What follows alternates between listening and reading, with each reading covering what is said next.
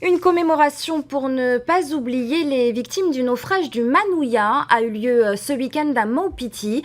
La tragédie s'est déroulée le 23 mai 1963. 15 personnes avaient perdu la vie.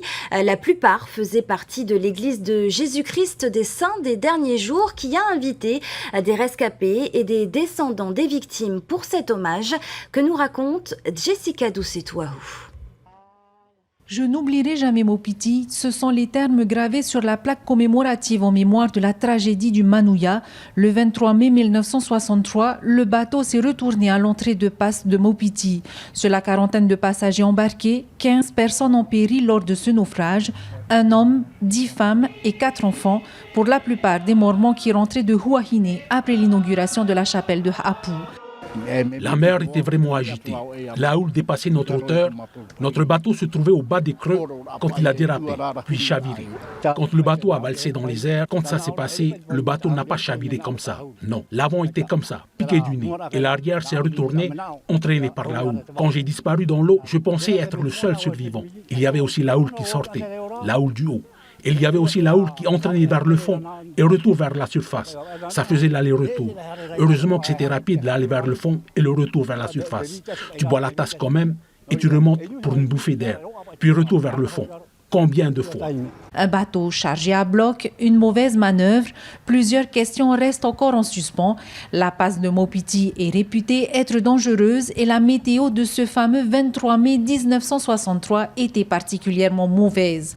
Mon père et les autres passagers ont dit au capitaine qu'il ne faut pas s'engager dans la passe. La mer est trop agitée. À l'époque, la vitesse du bateau ne faisait que 8 nœuds.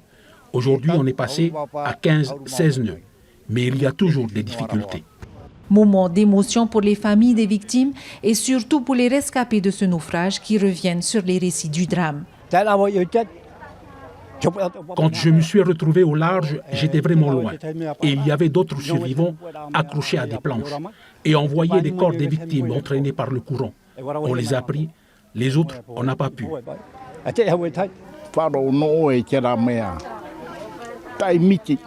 Dans le fracas de la mer agitée, on entendait des voix qui s'élevaient, comme un dernier soupir. À cet instant, l'île était en larmes et jusqu'à aujourd'hui, on ne peut pas oublier ce qui s'est passé.